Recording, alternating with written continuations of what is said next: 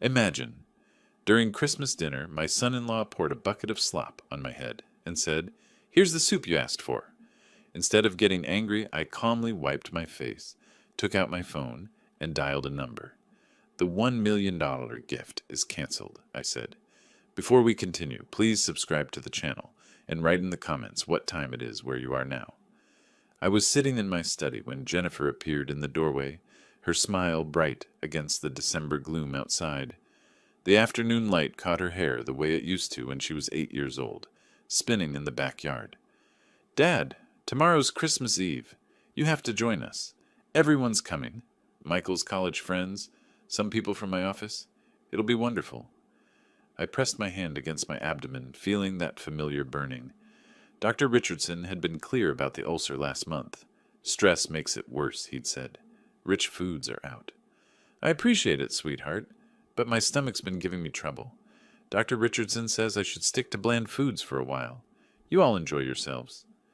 Her face fell. For a moment she looked genuinely disappointed, and something in my chest softened.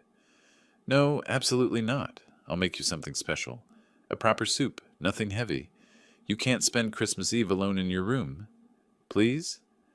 I studied her expression, searching for something I couldn't quite name. "You'd do that? Make something separate just for me?"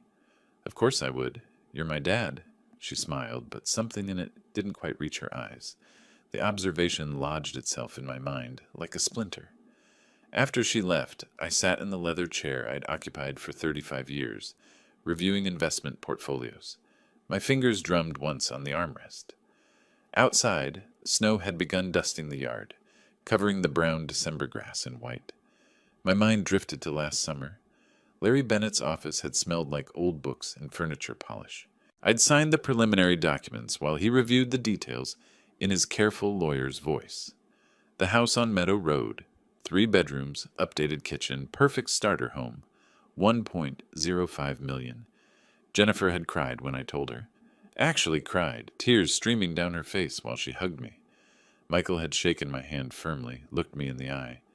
"You're the best father-in-law a guy could ask for, Harold. Really. We'll never forget this." The closing was set for December 26th, right after Christmas. A perfect gift. I opened my desk drawer and removed the folder.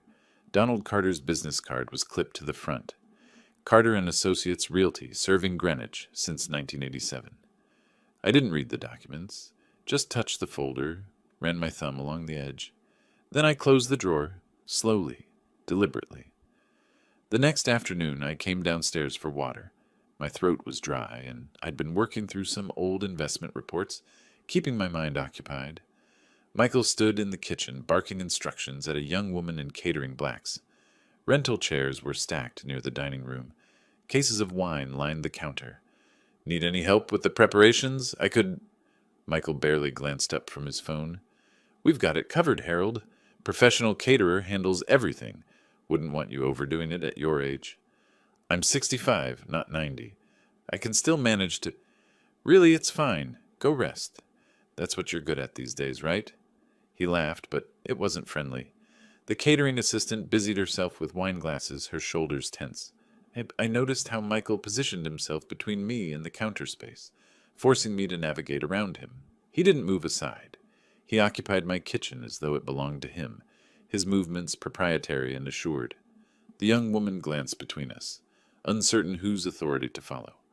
I retreated upstairs without comment. That evening I sat at my desk reviewing quarterly statements when I heard voices in the hallway below. Jennifer and Michael speaking in urgent whispers. I moved closer to my door, the old floorboards creaking slightly under my weight. "Just need to hold it together through closing.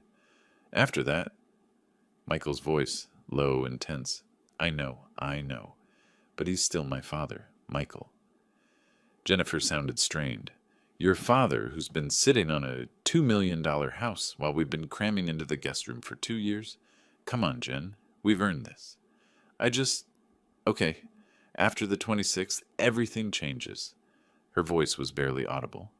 The staircase creaked under footsteps heading down. I stood in the gathering darkness of my study, my chest tight. The words repeated in my mind, arranging themselves into patterns I didn't want to see. Later, I picked up my phone. Larry answered on the second ring, his voice warm and familiar. Larry, it's Harold Warren. Sorry to call so late. Harold, no problem at all. What's on your mind? That house closing on the 26th. Everything still on schedule? Locked and loaded. Just need your signature and the wire transfer. Your kids must be thrilled. I paused, watching snow fall past my window. Yes, thrilled. That's exactly the word. The silence on the line stretched for a moment before Larry cleared his throat. Everything all right, Harold? Fine. Just wanted to confirm. Talk soon. I stood at my bedroom window, overlooking the yard. Below, delivery trucks were pulling away into the twilight. Michael stood in the driveway, directing a worker with exaggerated authority, gesturing broadly like a conductor before an orchestra. Jennifer emerged from the house, wrapped her arm around his waist. They looked up at my house. My house. And Michael said something that made her laugh. His hand rested on her shoulder with casual ownership. Jennifer appeared at my study door an hour later. Dad, everything okay? You've been up here all evening. I closed the document folder on my desk. Fine, sweetheart. Just going over some paperwork. You work too hard, even in retirement. Tomorrow night, relax, enjoy yourself. I promise I'll make you the best soup you've ever had. I'm sure you will. I watched her face carefully, searching for the little girl who used to bring me dandelions from the garden. Love you, Dad. She blew a kiss and disappeared. Love you too, I said to the empty doorway, but my expression remained troubled. Tomorrow night, I thought, standing at the window again. Tomorrow night, I'll see how this plays out. The next evening arrived, 7 o'clock. I heard voices and laughter drifting up from downstairs. The sound of my home transformed into something unfamiliar. I paused at the top of the staircase, my hand on the polished oak banister that had been there since 1993. Below, my living room had become a festival of strangers. Voices overlapped in cheerful chaos. Wine glasses clinked. Someone laughed too loudly at a joke I couldn't hear. I descended slowly, each step deliberate. Several guests glanced up. A few nodded politely. Most ignored me entirely. Michael stood near the fireplace, animated, gesturing with a tumbler of whiskey. His face was flushed. Jennifer moved between kitchen and dining room, playing hostess in her emerald dress.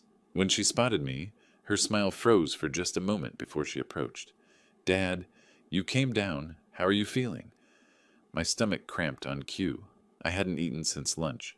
Crackers and weak tea. The rich smells from the kitchen made me queasy, and the sharp alcohol vapors in the air didn't help. I touched her elbow gently. About that soup you mentioned, sweetheart. My stomach's really bothering me. Could I have some now? Her face flushed. She glanced toward Michael, then back. Oh, right. The soup. It's still cooking. On the stove. Needs to simmer a bit longer. I studied her expression, seeing the truth in the way her hands fluttered to her neck, then her hair, then clasped together. Is it? I don't smell anything cooking. It's a slow simmer. Very gentle. Her voice pitched higher. 20 minutes, maybe 30. Can you wait that long? There was no soup. I could see it in every nervous gesture, in the way she took a half step backward, putting distance between us. 20 minutes, I repeated quietly. Sure, sweetheart, I can wait. I moved to sit in my leather armchair, the one that had been mine for 15 years, but someone's coat was draped across it. I stood awkwardly near the bookshelf instead, pressing my palm against my abdomen, closing my eyes briefly against the discomfort. Michael's voice cut across the room, loud enough for everyone to hear. The old man always interferes with his whims, doesn't he? Special dietary needs, special timing. Several guests turned. The room didn't go silent, but conversations dimmed. A man in a Yale sweatshirt smirked into his wineglass. What? It's true, Michael continued, his words slightly slurred. Every family gathering, it's about Harold's stomach, Harold's schedule, Harold's comfort. I stepped forward, my voice measured and calm. Michael, this is my house. I'm asking, politely, for you to show me some respect. His smile turned ugly. Your house? That's rich. We've been living here 2 years, Harold, taking care of you. This feels like our house at this point. The temperature in the room dropped. Jennifer's face went pale. Michael, stop it. You're drunk. He whirled on her. I'm not drunk. I'm finally being honest. Someone has to say it. Say what, exactly? I asked quietly. That you're a burden. The words came fast now, fueled by whiskey and audience attention. An old man clinging to past glory, living in a house way too big for him, expecting everyone to dance around his needs. You should be grateful anyone bothers with you. Most men your age die alone, forgotten in some nursing home. The room went completely silent. Someone near the back shifted uncomfortably. I felt eyes on me from every direction. I see, I said very quietly. Is that what you think? It's what everyone thinks. They're just too polite to say it. What happened next occurred fast but felt slow. Michael set down his glass with exaggerated care. He walked toward the kitchen with theatrical purpose, yanked open the cabinet under the sink, and retrieved a metal bucket. Kitchen scraps from the party prep filled it, vegetable peels, discarded food, greasy water with a slick sheen on top. The smell hit me even from across the room. Several guests gasped. "Michael, what are you—" Jennifer started. "You want your special soup, old man?" Michael crossed the room in 4 strides, his eyes glassy and bright. Here's your soup." He lifted the bucket high and dumped the entire contents over my head. Garbage slid down my face. Potato peels stuck to my shoulder. Liquid dripped from my nose, my chin, soaked through my shirt in cold, greasy rivulets. The smell was revolting. Onion skins, coffee grounds, eggshells, rancid water. For 3 seconds, no one moved. Then someone giggled. The giggle became a laugh. Soon half the room was laughing, some covering their mouths, others openly howling. The man in the Yale sweatshirt actually clapped twice. A woman near the dining table had her shoulders shaking, unable to control herself. "Bon app? Tit?" Michael grinned triumphantly. Jennifer stepped forward, her hand outstretched. "Michael, you shouldn't have done that." But she was smiling too, trying not to, pressing her lips together, but smiling. I reached up and removed a piece of lettuce from my cheek. I pulled a cloth napkin from the side table, one of the good ones, monogrammed, and methodically wiped my face. No hurry, no theatrics, just careful, almost ceremonial cleaning. Then I removed my phone from my pocket. My fingers were steady as I typed, "Donald, cancel the Meadow Road purchase immediately. The deal is off. The $1 million gift is canceled. We'll call tomorrow to confirm." I pressed send. The message confirmed with a soft chime. Michael's grin faltered slightly. "What are you doing? Harold? What are you—" I looked at him, just looked at him for a long, quiet moment. His face was still flushed, still triumphant, but something flickered in his eyes. Uncertainty, perhaps, or the first cold touch of consequence. Then I turned and walked to the stairs. My footsteps on the hardwood were the only sound in the now silent room. Behind me, someone cleared their throat nervously. I heard Jennifer whisper something urgent, but I didn't turn back. I climbed the stairs slowly, feeling garbage drip from my clothes with each step. At the top, I walked to my bedroom, entered, and closed the door with a soft click. The lock turned with a quiet final sound. Christmas morning arrived with silence. I woke in the same clothes from the night before, dried garbage still flaking from my collar. My bedroom door remained locked. Around 9, soft knocking began. "Dad, please, I brought you breakfast. Coffee, toast, just how you like it." Jennifer's voice came muffled through the wood. I sat on the edge of my bed, staring at the door. Said nothing. A tray settled on the floor outside. Footsteps retreated down the hallway. 20 minutes passed before I opened the door a crack, retrieved the tray, and locked myself back inside. The coffee had gone cold. Starbucks dark roast. 2 Splenda, exactly as I took it. Whole wheat toast from the Pepperidge Farm loaf in the pantry. I ate nothing, just held the mug, looking out my window at snow falling on Round Hill Road. Christmas morning in Greenwich, and I was a prisoner in my own home. Or maybe they were the prisoners. They just didn't know it yet. I opened my leather moleskin notebook, the same one I'd used for client notes during 35 years managing portfolios, and began writing. Not emotional journaling, financial documentation. Column 1, dates. Column 2, amounts. Column 3, purposes. June 2019, $30,000 wedding contribution. October 2022, $50,000 investment in Michael's AI startup, failed, by March 2023. November 2022 through present, $800 monthly for utilities, insurance, groceries. 24 months, $1,900. Rent value of their guest suite. Conservatively, $2,500 monthly. 24 months. 60,000 foregone income. Total, 159,200 over 5 years, not counting the canceled $1 million house. My pen paused over the paper. My handwriting remained steady, muscle memory from decades of signing documents, reviewing statements, marking corrections. I added a final note: return on investment, humiliation, contempt, betrayal. I closed the notebook. Numbers don't lie. Numbers make things clear. My mind drifted through the past year, sorting memories like files.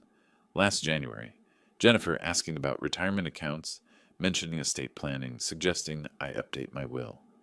March, questioning why I kept such a large house. Wouldn't something smaller be more practical? July, after I spilled hot coffee and burned my hand, she didn't ask if I was hurt. She asked if I had considered assisted living, just to be safe. August, Michael joining these conversations, talking about maximizing assets, liquidity, not letting property values sit idle. September, the house gift discussion began. I'd thought I was being generous. Now I saw differently. They weren't grateful for the gift. They were impatient it took so long to arrange. Each memory sharpened something inside me. My daughter hadn't transformed overnight. It was gradual. Death by 1,000 small betrayals. Over the next 5 days, Jennifer knocked twice daily. Christmas night, December the 26th morning, evening, the 27th. Each time her voice came through the wood with apologies, pleas, promises. Dad, please, can we talk? Michael's sorry. He was just drunk. You're worrying me. At least tell me you're okay. I sat 6 feet from the door each time, listening. Never responded. Not once. Silence was its own weapon. Let her worry. Let her feel uncertainty. On the 27th, Michael's voice joined hers, blustery and defensive. Come on, Harold. Don't be dramatic. It was a stupid joke. You're really going to hold a grudge forever? My jaw tightened, but I remained quiet as stone. After 10 minutes, they left. I heard Michael mutter something angry. Jennifer shushed him. They were fracturing. Good. That afternoon, when I heard them leave, car doors slamming, engines starting, tires on gravel, I emerged from my room. The house felt different, quieter. I went to my study and dialed from memory. 3 rings. Harold, is that you? Larry Bennett's voice carried warmth and concern. We'd known each other since 1997. Larry, I need to schedule a meeting. Professional matter. Early January, if possible. A pause. Larry knew me well enough to hear what I didn't say. Everything all right? I glanced at my closed bedroom door, at the staircase, at the photographs on the wall. Jennifer at 8 years old, gap-toothed and smiling. No, I said quietly, everything is not all right, but it will be. We scheduled for January 5th. I hung up feeling something cold and focused settling into my chest. Not rage, purpose. December 30th brought the moment everything crystallized. My phone rang. Donald Carter. Mr. Warren, just wanted to confirm. The Meadow Road property purchase is officially withdrawn. The sellers accepted the cancellation, though they're retaining your $10,000 earnest deposit, as stipulated in the contract. I'd expected this. Understood. Thank you, Donald. I was about to hang up when he continued, almost chatty. You know, it's funny. Michael called me last week, before you canceled, I mean. Asked some interesting questions. My attention sharpened. What kind of questions? Donald laughed, oblivious. Oh, about resale value. What comparable homes on Meadow Road sell for? Average time on market? Whether a quick sale might mean accepting below asking price? I figured he was just curious about the investment. Didn't think much of it until... He trailed off, realizing his mistake. The line went silent. Thank you, Donald, I said, voice like ice. That's very illuminating. I ended the call, sat perfectly still in my desk chair. Michael wasn't planning to live in the house. He was planning to flip it, cash out immediately. And Jennifer knew. She had to know. Something cracked inside me, not my heart breaking, but something harder, shifting into place. I picked up my phone, scrolled to the message thread with Larry, and typed, Could we move our meeting earlier? January 2nd, if you're available. This is urgent. The response came within minutes. My office, 10 a.m. I'll be there. I spent New Year's Eve as I'd spent Christmas. alone in my room, reviewing notes. Downstairs, I heard champagne corks pop at midnight. Didn't care. I was preparing. The new year brought no celebration, only cold clarity. On January 5th, I left my house for the first time since Christmas Eve. 9:30 in the morning, the sky the color of old steel. I drove my 12-year-old Lexus ES 350 down Round Hill Road toward Greenwich Avenue, then briefly onto I-95 before exiting toward Stamford. 19 minutes exactly. Larry's firm occupied the third floor of a brick building on Summer Street. Bennett and Associates, professional law corporation, established 1987. The receptionist, Diane, I'd known her 15 years, did a double take when I entered. "Mr. Warren, we weren't expecting you until—" She checked her computer. "Oh, you're right on time. Go ahead back. Larry's waiting." I walked down the familiar hallway, past framed diplomas and Connecticut bar certifications, to the corner office. Larry stood when I entered, genuine concern in his face. "Sit down, Harold. Tell me everything." I opened my leather notebook and placed it on his mahogany desk. For the next 40 minutes, I presented my case like a deposition. Facts only. Minimal emotion. The financial history. $30,000 for the wedding. $50,000 for Michael's failed startup. $19,000 in paid utilities over 24 months. $60,000 in foregone rent. Jennifer's behavioral shift. Estate planning questions. Assisted living suggestions. Increasing focus on my finances rather than my well-being. Michael's Christmas Eve assault, described clinically, the public nature emphasized. Donald Carter's revelation, Michael's questions about quick resale values before closing. Larry made notes, asking pointed questions. "Did you document the canceled closing?" "Yes, email confirmation from Donald." "The $10,000 earnest deposit?" "Lost per contract terms." "Any witnesses to the Christmas incident?" 12 guests. When I finished, Larry sat back, removed his reading glasses, rubbed the bridge of his nose. "Harold, this is elder financial abuse territory, an attempted fraud." He paused. "I don't want them arrested. Not yet. I want them gone. Legally, cleanly, permanently. But I want to control the timing." Larry opened his desk drawer, retrieved a thick folder. Connecticut General Statutes, Property and Real Estate sections. He walked me through Section 47023, 30-day notice to quit for tenants at will. No lease, no rent paid. They're tenants at will. You can evict with simple, written notice. No cause required beyond ownership rights. He leaned forward. But if you want this to stick, if you want to prevent countersuits for constructive eviction or elder coercion, we need documentation. Lots of it. He proposed a plan. Obtain Michael's credit history legally, through legitimate channels Larry had access to as part of a potential financial abuse investigation. Continue documenting behaviors. Wait until after the fake apologies came, and Larry predicted they would come, then strike. "You're playing chess," Larry said. "They're playing checkers. Let them make their moves while you control the board." "One more thing," I added. "I want to know exactly how deep Michael's debts go. Every card, every loan, every desperate attempt to get money." Larry nodded slowly. "I can submit a request through our firm's investigative service. It's legal if there's legitimate concern about financial exploitation. Given what you've told me, we have grounds. Give me a week." 5 days later, on January 10th, I was in my study reviewing property tax documents when a soft knock came at the door. "Dad, Michael and I would like to talk. Please." Jennifer's voice quieter than before. I considered ignoring them, but Larry's advice echoed, "Let them show their hand." I opened the door. Jennifer looked exhausted, dark circles, hair pulled back hastily. Michael stood behind her, wearing an expression I recognized from countless business meetings. Rehearsed contrition. "Come in," I said neutrally. They entered carefully, like animals approaching a trap. "Harold, I owe you a huge apology." Michael's speech was smooth, practiced. What I did on Christmas Eve was inexcusable. I'd been drinking too much, stressed about work, and I completely lost perspective. It was meant as a joke, a terrible, awful joke, but I see now how hurtful it was. Jennifer added, "Dad, we both feel horrible. Michael knows he crossed a line. We've been worried sick about you."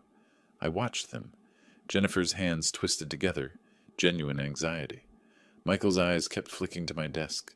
to my face, searching for reaction. I let the silence stretch. 20 seconds? 30. I appreciate you saying that, Michael. I need some time to process everything that happened. Michael's relief was visible. Of course. Take all the time you need. We just wanted you to know how sorry we are. There was a pause. Then Michael, unable to help himself, the house situation, is that something we can still discuss? When you're ready? There it is, I thought. The real reason. We'll see. Like I said, I need time. They left. I immediately made notes. Jan 10, 10:15 a.m. Apology attempt. Michael's primary concern? House gift status. Used words inexcusable. Stressed about work. Lie, he has no job. Asked about house within 3 minutes. Over the next 2 weeks, I became invisible in my own home. I learned their patterns. Michael leaving around 10 most mornings, supposedly to the gym. Jennifer working from home, taking calls in the kitchen from 2 to 4. I moved when they didn't. Retrieved mail, checked the office, observed. I went through trash.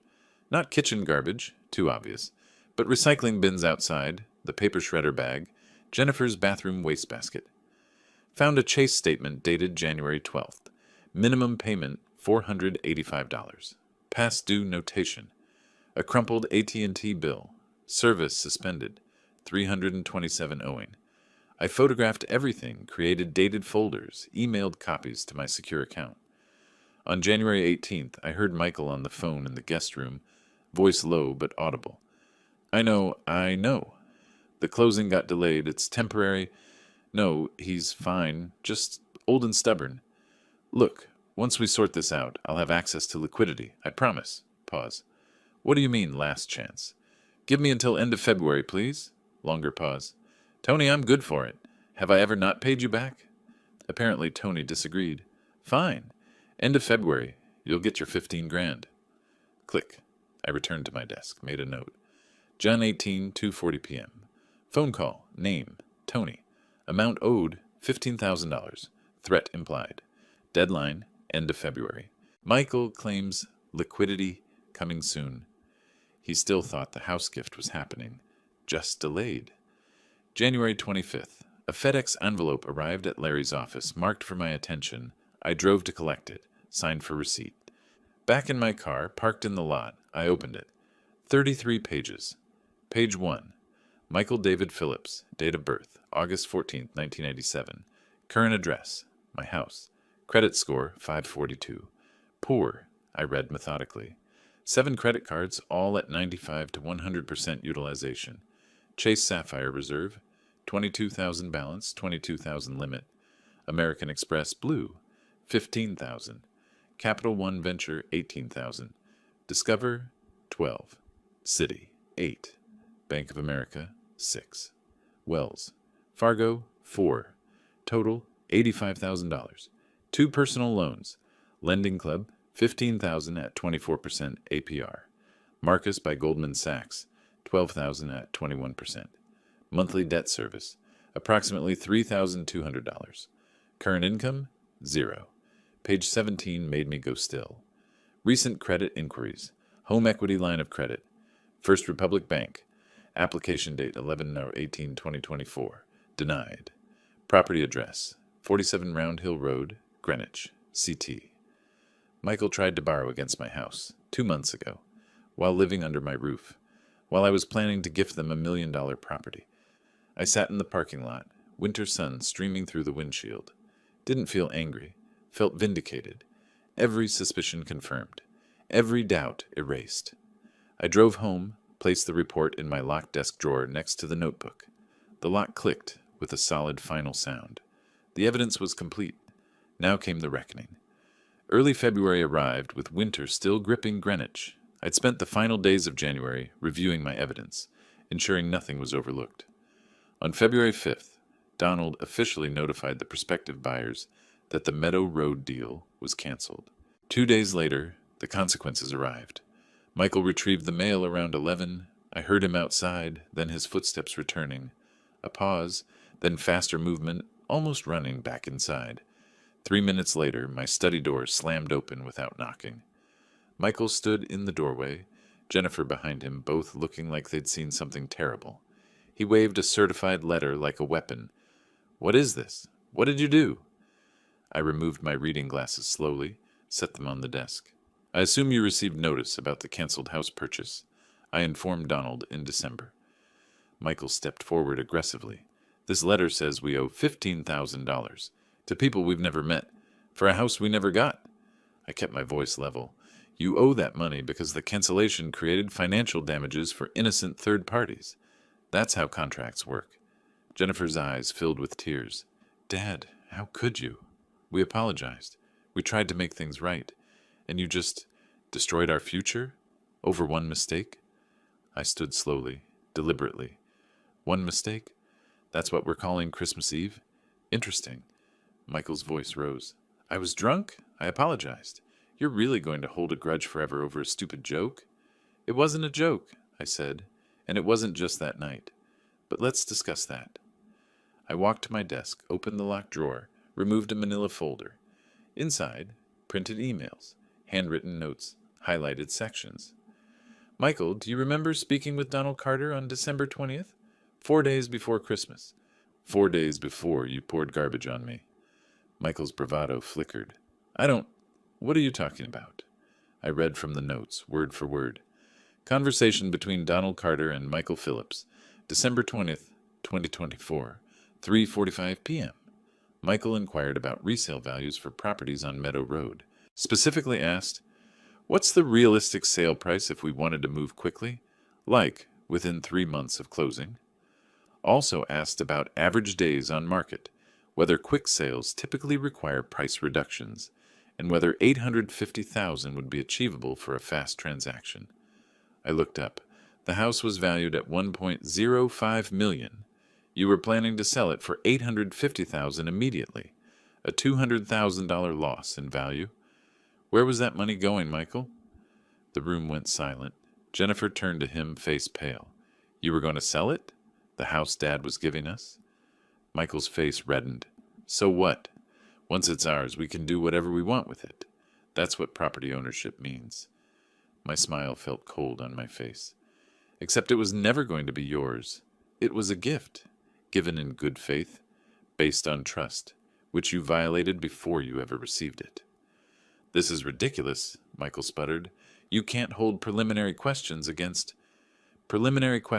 how to flip a gift for $200,000 less than its value? I interrupted. That wasn't curiosity, Michael. That was a plan. Jennifer's voice shook. Dad, please, can't we just start over? We'll pay back the $15,000 somehow. We'll fix this. I shook my head, removed another document from the folder. The credit report, flagged sections visible. There's more, Jennifer. Things you don't know about your husband. I placed the document on the desk between us. On November 18th, 2024, Michael applied for a home equity line of credit with First Republic Bank. The collateral? This house. My house. The one he doesn't own. The application listed this address, claimed ownership interest, and requested $200,000 in available credit. Jennifer's hand went to her mouth. That can't be. The bank denied it, obviously once they verified title records, but the attempt was made. Michael tried to borrow money against my property without my knowledge or consent. I looked at Michael. That's fraud. That's a crime. Jennifer turned to him, eyes wide. Michael, tell me this isn't true, he stammered. It wasn't. I thought once we got the house, It was just preliminary research. His words trailed into nothing. I placed the document on the desk with deliberate care. You planned to flip my gift for cash to cover your debts.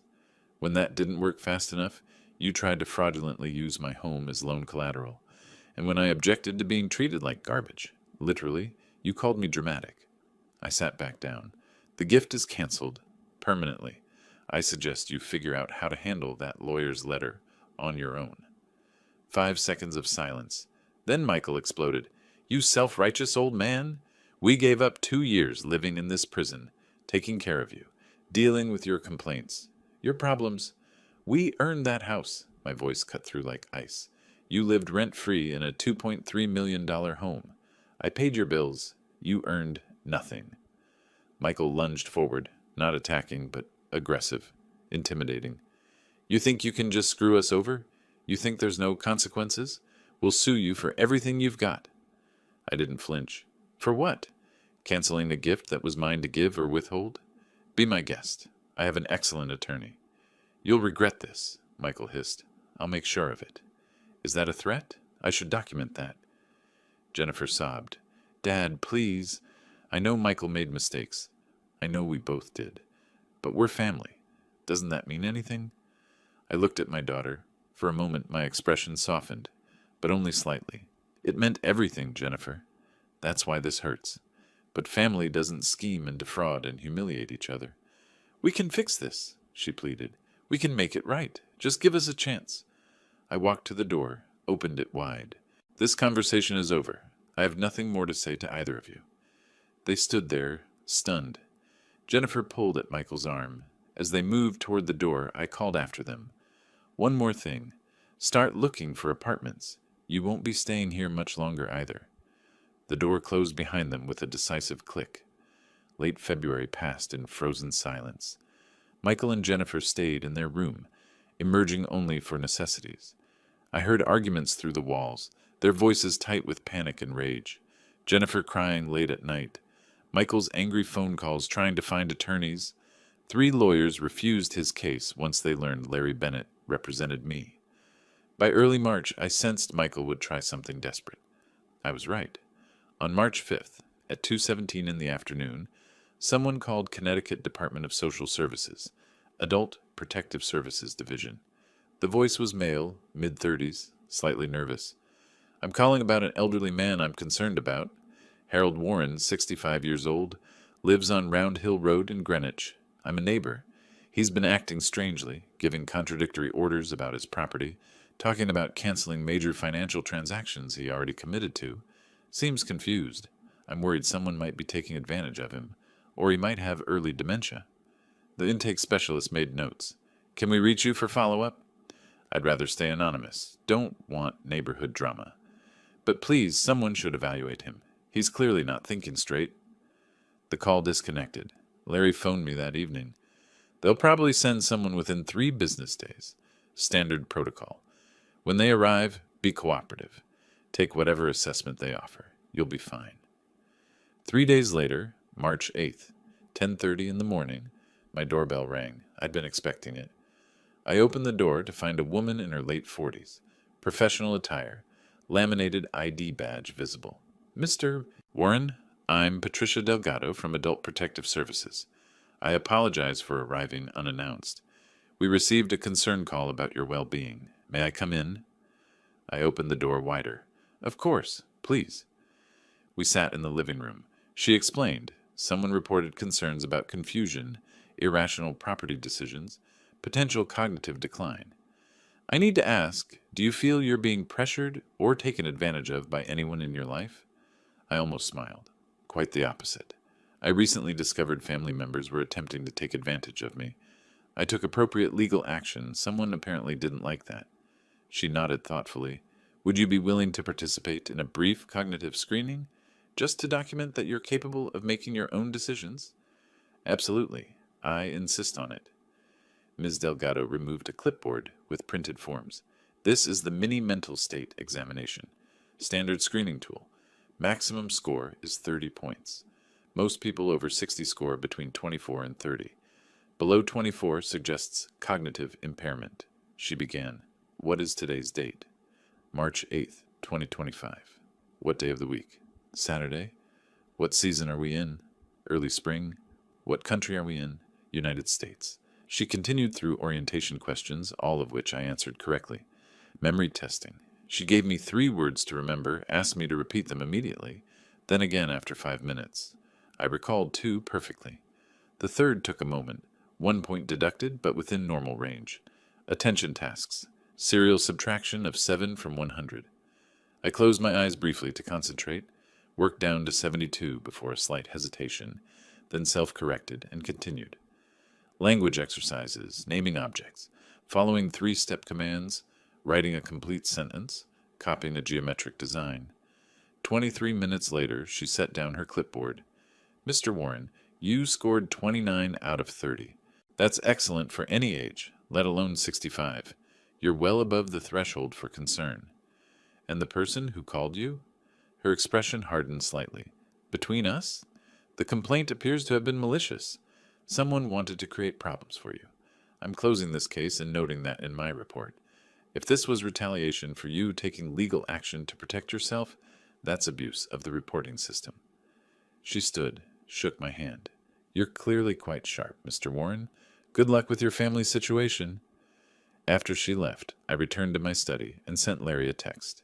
APS visit complete. Scored 2930. Case closed. Proceed with next phase.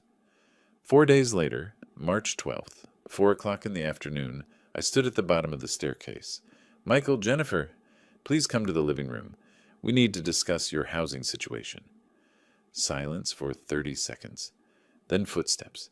They appeared at the top of the stairs, descended slowly. Michael's face was guarded. Jennifer looked exhausted. They sat on the sofa. I took my leather armchair across from them, holding a document in a folder. I'll keep this brief. 5 days ago, someone called Adult Protective Services claiming I was mentally incompetent. The complaint was anonymous, but my attorney traced it. I looked directly at Michael. The burner phone was purchased at CVS on Summer Street in Stamford on March 4th. Security footage shows the purchaser. Credit card records confirm identity. You, Michael. Michael started to protest. That's not... I didn't... I raised a hand. Please, don't insult both our intelligence. A social worker visited me. I took a cognitive assessment, scored in the 97th percentile. The case was closed and flagged as malicious. I opened the folder, removed the document, placed it on the coffee table between them. This is a notice to quit, prepared by my attorney pursuant to Connecticut General Statutes, Section 47-23. You are tenants at will in my property. I am terminating that tenancy. You have 30 days from today to vacate these premises. Your deadline is April 15th, 2025, by 5 p.m. 3 seconds of silence. Then Michael exploded. You can't do this. We have rights. You can't just throw us out without cause. I can, and I am.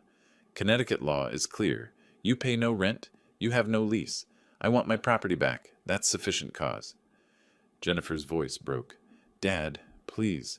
Where are we supposed to go? We have no money, no savings, nowhere to live. You've had 30 days since our February discussion to prepare. That's 60 days, total. Most people don't get that much notice. Michael, desperate now. We'll fight this. We'll take you to court. We'll sue for wrongful eviction, elder abuse, coercion. My cold smile returned. Please do. My attorney will present evidence of your attempted fraud, your loan application using my property as collateral, your scheme to flip my gift for cash, and now your abuse of social services to harass me. Which judge do you think will side with you? Michael stood, paced, hands and fists. This is insane. You're destroying your own family over money. Not over money, over respect, over honesty, over basic human decency. You had all three available to you. You chose differently. Jennifer tried once more. There has to be another way. I shook my head. The notice is served, 30 days. If you're not out by April 15th, I'll file for eviction in housing court. The sheriff will remove you. I'd prefer to avoid that embarrassment, but the choice is yours. I stood, walked toward the stairs. Over my shoulder. I suggest you start packing. Michael shouted something after me. I didn't respond. Just continued up the stairs, each step deliberate and final. Behind me I heard Jennifer crying softly. The remainder of March passed in tense silence. Michael made desperate calls to attorneys. All refused. Jennifer searched for apartments online, but their credit and lack of income closed every door. April arrived with spring thaw and mounting dread. The 15th was coming. On April 2nd, I retrieved mail from the box at the end of my driveway. Clear morning, crocuses pushing through the last patches of snow. Fred Morrison, my 70-year-old neighbor from 2 houses down, was walking his golden retriever. Harold, how are you? Haven't seen you out much lately. We exchanged pleasantries, weather, property taxes, the usual suburban talk. Then Fred lowered his voice slightly. Hey, saw your son-in-law last week, Thursday evening, at the Ginger Man on Greenwich Avenue. You know that place. I nodded. Fred shifted uncomfortably. He was with a woman, not Jennifer. Redhead, younger. They were sitting pretty close. Real close. Holding hands across the table. He cleared his throat. Probably nothing. Maybe a business associate. But I thought you should know. In case. I kept my expression neutral. Thank you, Fred. I appreciate you mentioning it. He looked relieved, walked on with his dog. I stood there, mail in hand, processing. Another piece falling into place. I went directly to my study and called Larry. I need a private investigator. Surveillance, Michael Phillips. I need photographs. 3 days later, I drove to a small coffee shop in Stamford. Caf, Sylvium, quiet, favored by freelancers with laptops. Amanda Rodriguez was already there, mid-20s, black blazer over a band t-shirt, sharp eyes behind wire-rimmed glasses. Larry had connected us. He knew her editor, vouched for her integrity and hunger for real stories. I sat across from her, ordered black coffee. Thank you for meeting me. She flipped open a reporter's notebook. Larry said you have information about financial fraud in Greenwich. I'm interested. I slid a manila envelope across the table. Inside, credit reports with names redacted but details visible. Bank statements showing the failed startup. Loan applications, documentation of debts totaling over $130,000. References to disputed charges at online gaming sites. There's an individual in Greenwich, I won't name him, who's been running an investment scam. Claims to have a revolutionary tech startup. Took money from friends and family. The startup failed 2 years ago, but he continues living as though it succeeded. Deep in debt. Possibly involved in online gambling to try to dig out. Her eyes widened as she reviewed the documents. This is solid. Why bring this to me? Because people should know. Because he's hurt people. And because truth matters. I'll need to verify everything independently. I'd expect nothing less. I stood. One more thing. He has a pattern of manipulating elderly people for financial gain. That's not in the documents. But it's true. I left before she could ask more questions. April 12th arrived. The Greenwich Time online edition went live at 6 a.m. By 7, I heard Michael's phone ringing downstairs, over and over. The print edition hit doorsteps at 8. I retrieved my copy, unfolded it, at my breakfast table. Page 3. Local startup founder faces $130K in debt. Gambling questions raised by Amanda Rodriguez. The article was devastating. Michael wasn't named, but the details were unmistakable. A Greenwich resident who founded a tech startup in 2022, claimed revolutionary AI solutions, took investments from family, promised returns that never materialized. Startup dissolved in 2023, yet the founder continued representing himself as an active entrepreneur while accumulating massive debt, credit cards exceeding $85,000, personal loans totaling $27,000, disputed charges to online gaming platforms. Public records showed multiple rejected loan applications, including an unusual attempt to secure a home equity line using property not owned by the applicant. By 9 a.m., Jennifer's voice came from downstairs, frantic. Did you see this? Did you see what they wrote? Michael's response was inaudible. Their phones didn't stop ringing. By afternoon, 3 different cars slowed in front of the house, neighbors gawking. The public shaming had begun. 2 days later, April 14th, 6:30 in the morning, I woke early. Larry's investigator had delivered photographs. Michael and a redhead at the Ginger Man. April 1st, 7:45 p.m. Multiple shots. Entering together, sitting in a corner booth, holding hands, Michael kissing her cheek. I selected the most damning photo. Michael leaning across the table, hand on her face, clearly intimate. Printed it on high-quality photo paper at Staples. Placed it in a standard frame. That morning, while they slept, I made my usual coffee and toast, read the paper. Then I placed the framed photograph on the kitchen table, slightly off-center where it would be immediately visible, propped it against the fruit bowl, returned to my study. At 7:45, Jennifer's footsteps descended. Her morning routine, coffee first. The kitchen door swung open. 10 seconds of silence. Then a gasp. "Michael! Michael, get down here right now!" The screaming started. "Who is this? Who is she?" Michael groggy. "What are you talking about? This picture. Is this you? Is this you with another woman?" A crash, the frame hitting the floor. "Where did that come from? That's not..." Don't lie to me. I can see the date. April 1st. You told me you had a business dinner. The fight escalated. Objects breaking, furniture scraping, Jennifer sobbing, Michael shouting denials that dissolved into weak justifications. The marriage died in my kitchen. I listened from upstairs without expression. April 15th arrived. By morning, the house was eerily quiet. Around 11, Michael appeared at the top of the stairs, duffel bag in hand. Face haggard, unshaven, eyes red. He saw me in the living room. Stopped. We looked at each other. His mouth opened, then closed. What was there to say? I didn't break the silence. After 30 seconds, he descended, walked to the front door, opened it, stopped, looked back. I met his gaze. Expression unchanged. He left. The door closed with a soft click. 20 minutes later, Jennifer emerged from the guest room.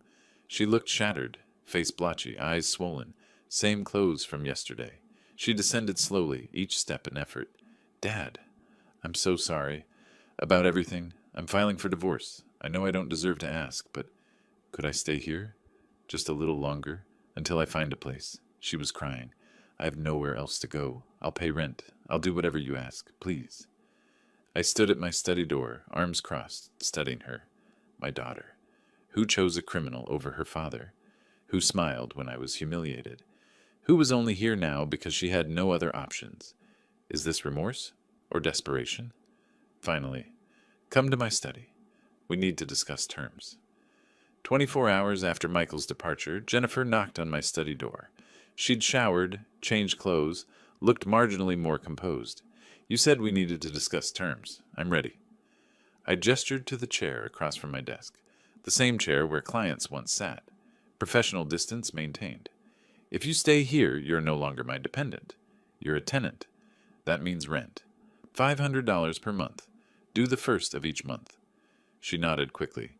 I can do that. I'll get a job. I raised my hand. You will pay your own utilities. Phone, car insurance, health insurance if you can afford it.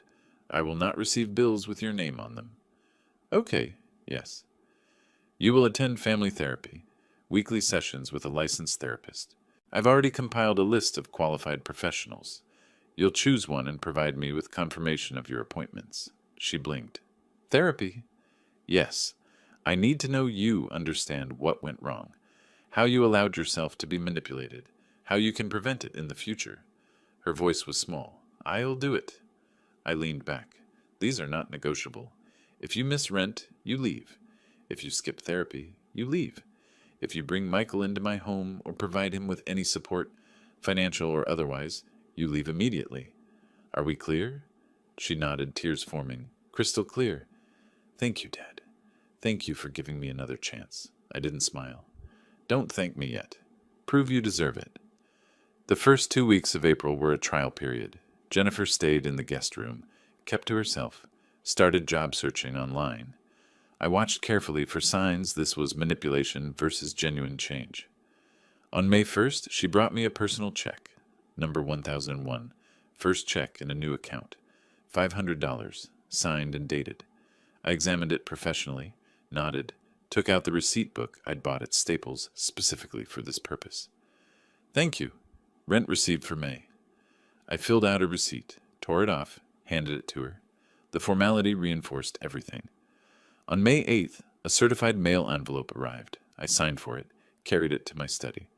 Phillips versus Warren, Stamford Superior Court, Civil Division. I read the claims with growing amusement. Breach of oral contract. Michael claimed my promise of the house was legally binding. Promissory estoppel. Unjust enrichment. He valued his companionship and household assistance at $50,000 annually. Restitution of investment, wanted his startup money back. I called Larry. You're going to enjoy this. I read selected passages aloud. His laughter came through the phone. Companionship and household assistance? He poured garbage on your head. This is frivolous. Any first-year law student could get it dismissed. So we'll attend the hearing? Absolutely. I want to watch this case die in front of a judge. June 15th. Mark your calendar. This will be entertaining. 4 days later, Jennifer officially filed for divorce at Stamford Superior Court. Irretrievable breakdown, adultery. May continued. Jennifer paid rent on time. Attended therapy every Wednesday at 4 p.m. I verified the appointments with Dr. Linda Chen's office. 90 minutes later, her car returned. On May 18th, Jennifer cooked dinner for the first time since childhood. Baked chicken, roasted vegetables, simple salad. She set the table carefully, used the good dishes. We ate in silence for several minutes. Finally, she set down her fork. Dad, I need to say something. A real apology. Not like before. I continued cutting my chicken, didn't look up. For years, Michael told me you were selfish, that you had more money than you needed and should help us more, that successful parents owed their children a head start. I started seeing you as an obstacle, a resource to be managed, not a person to be loved. Her voice cracked. I don't know when it happened. When I stopped asking how you were feeling and started asking about your financial plans. When I stopped visiting because I wanted to and started visiting because Michael said we should maintain the relationship. I'm so ashamed. I set down my knife and fork, looked at her, waited. Christmas Eve. When Michael did that, I should have stopped him. I should have walked out with you. Instead, I smiled. I let him humiliate you because some terrible part of me thought you deserved it for canceling the gift. She was crying now. What kind of person thinks that? She wiped her eyes. I don't know if you can ever forgive me. I'm not sure I can forgive myself, but I'm trying to understand how I became that person. That's why I'm here. That's why I'll do the therapy, pay the rent, whatever you ask. Because I need to figure out how to be your daughter again. I was quiet for a long time. That's the first honest thing you've said to me in a year. Maybe longer. She looked up, hopeful. I shook my head slightly. But words are easy, Jennifer. Change is hard. Keep going to therapy. Keep paying your rent. Show me through actions, not apologies. She nodded. I will. I promise I will. Late evening, May 25th, I was reading in my study when pounding echoed through the house. Aggressive, repeated, desperate. I checked my watch. Nearly 11. Walked downstairs, checked the peephole. Michael stood on the porch, swaying, fist raised to pound again. I opened the door but left the screen. Latched. It's late, Michael. You need to leave. His eyes were bloodshot, speech slurred. Need to talk to Jennifer. She's my wife. Can't keep me from my wife. She's filed for divorce. She doesn't want to see you. That's your fault. You poisoned her against me. His voice rose. Jennifer! A light turned on upstairs. I heard her door open. Stay upstairs, Jennifer. He's leaving. Her voice frightened. Michael, go home, please. See? She'll talk to me. My voice hardened. No. You're drunk. You're on my property uninvited. Leave, or I'm calling the police. Michael's face contorted. You think you won? You think this is over? I'll tell everyone what you did.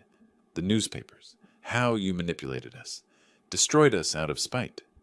My voice was soft, almost gentle. Go ahead, Michael. Tell them. Tell them how you poured garbage on an elderly man's head during Christmas dinner. Tell them how you tried to flip a gift house for cash to cover gambling debts. Tell them how you attempted to fraudulently use my home as loan collateral.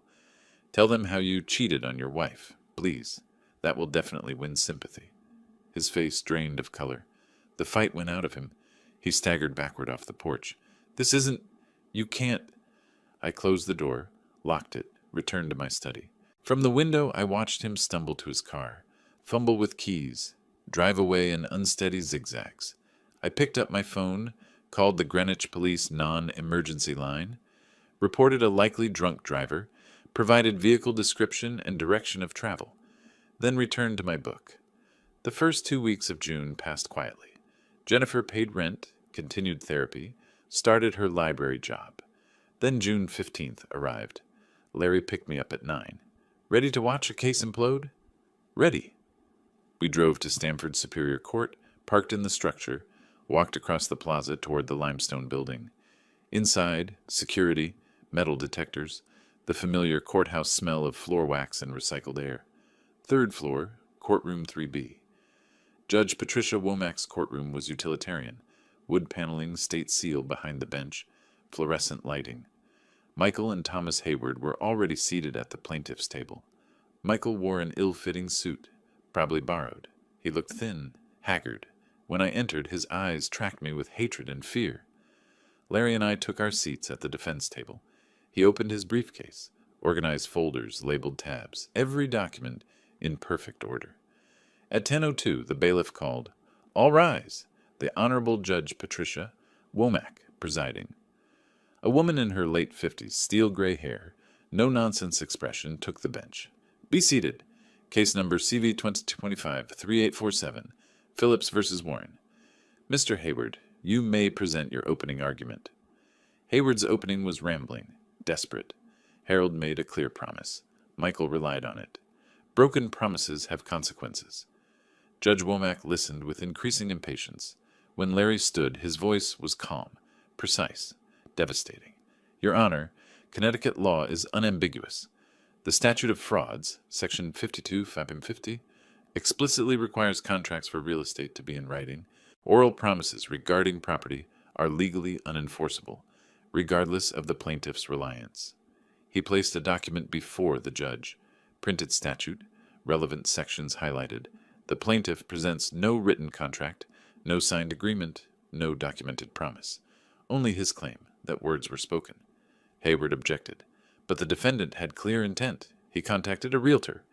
"Initial discussions do not constitute binding contracts," Larry interrupted smoothly.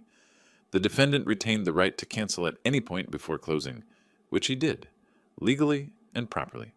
The judge made notes. Larry continued, "Furthermore, the plaintiff has demonstrated a pattern of financial fraud targeting the defendant." He presented the credit report, highlighting the November loan application. "The plaintiff attempted to obtain a home equity line of credit using my client's property he did not own, as collateral. This application was rightfully denied, but demonstrates willingness to engage in fraudulent activity." Hayward sputtered objections. "Overruled," Judge Womack said. "Continue, Mr. Bennett." The defense calls Rebecca Walsh. A woman in her early 40s, professional suit, leather portfolio, took the stand. Sworn in. Larry established her credentials. Certified forensic accountant. 15 years analyzing financial fraud. Frequent expert witness. "Ms. Walsh, did you review financial records related to the plaintiff?" "I did. His bank statements, credit card records, business documentation for October 2022 through March 2023.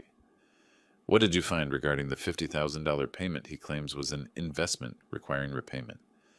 Rebecca opened her portfolio, removed charts, and highlighted statements. The defendant sent the plaintiff $50,000 via wire transfer on October 12, 2022. However, the accompanying documentation explicitly states, and I quote, "I gift you this money to help you start your business. Use it wisely and make me proud." That's definitional language of a gift, not an investment or loan. Hayward objected. The witness is interpreting. She's reading a document. Overruled. Continue. "Furthermore, my analysis shows only $12,000 was spent on legitimate business expenses. The remaining $38,000 was used to pay off personal credit card debts, totaling $24,000, with the remaining $14,000 spent on online gambling sites. She displayed bank records with highlighted transactions, deposits to offshore casino accounts, sports betting platforms, poker sites." The courtroom went silent. Judge Womack leaned forward. "Mr. Phillips represented this as a business investment while spending nearly 80% on personal debts and gambling." "That's correct, Your Honor." Judge Womack didn't even recess. She looked directly at Michael. "Mr. Phillips, your case is without merit on multiple grounds. Connecticut law requires written contracts for real estate. You have none. The $50,000 was explicitly described as a gift. You have no legal claim to repayment. Moreover, your attempt to fraudulently use Mr. Warren's property as loan collateral demonstrates precisely why he was justified in canceling any proposed gift." She turned to Hayward. "Mr. Hayward, I'm surprised you filed this complaint. It borders on frivolous. All claims are dismissed with prejudice. Furthermore, Mr. Phillips is ordered to pay Mr. Warren's reasonable attorney fees." $8,500, Your Honor," Larry said. "I can provide itemization immediately." "Approved. Mr. Phillips, you have 30 days to pay. This court is adjourned." The gavel fell. Michael sat motionless, face drained of color. Outside in the hallway, Jennifer was sitting on a bench. She'd come in case she was called as a witness. When she saw us emerge, she stood. Michael stumbled out moments later, saw her, started toward her. "Jen, please, we need to talk." Her voice was ice. No, we don't. My attorney will contact you about the divorce. Don't call me. Don't come to the house. She walked to my side. Michael stood alone in the courthouse hallway, watching us leave together. 10 days later, June 25th, I asked Jennifer to meet me in my study. Evening, quiet house, desk lamp casting warm light. She sat in the client chair, nervous. I slid a bound document across the desk. Last will and testament of Harold Warren. She didn't touch it. You're still my primary beneficiary. Everything I have goes to you eventually.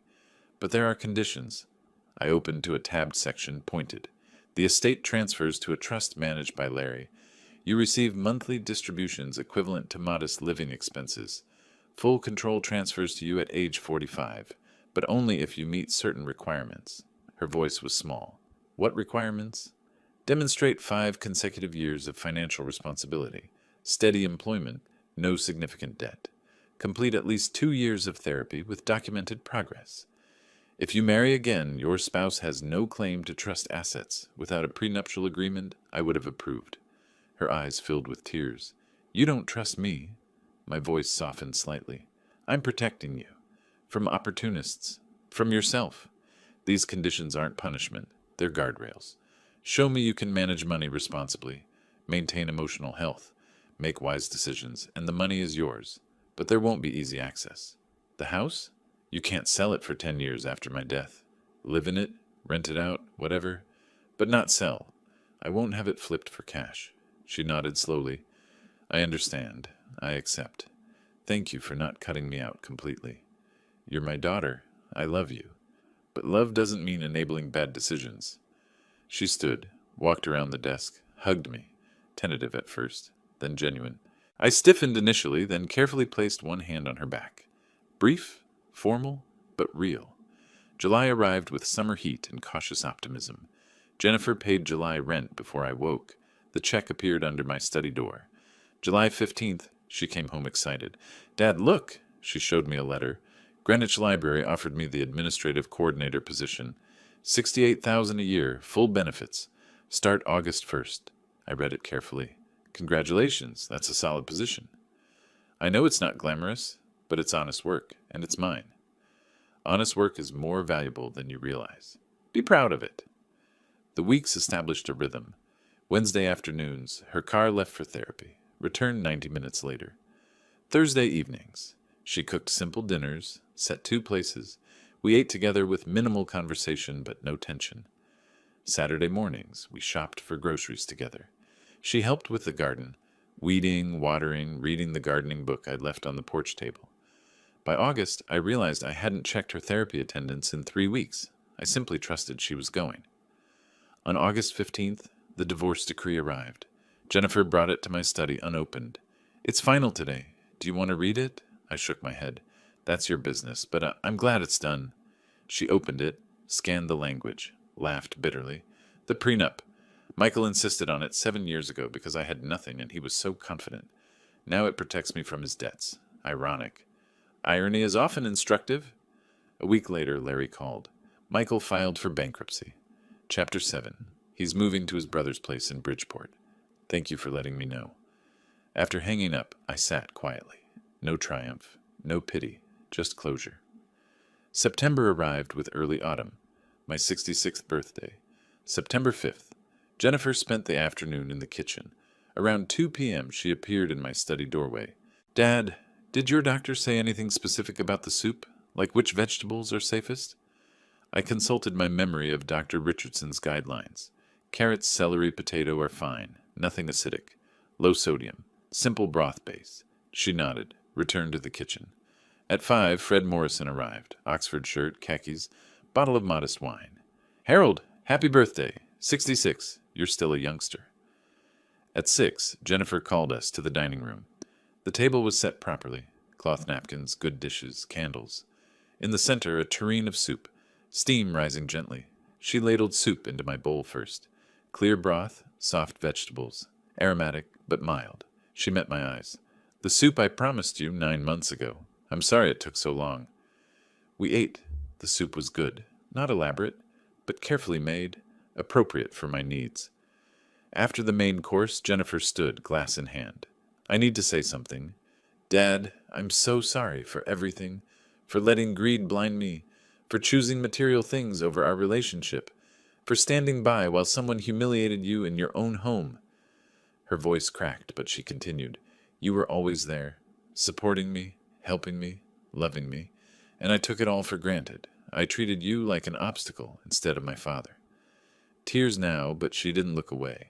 Thank you for not abandoning me completely. Thank you for the painful lesson I desperately needed. I'm trying to be better. Every day, I'm trying. I set down my spoon, wiped my mouth. Jennifer, I did what I believed was just.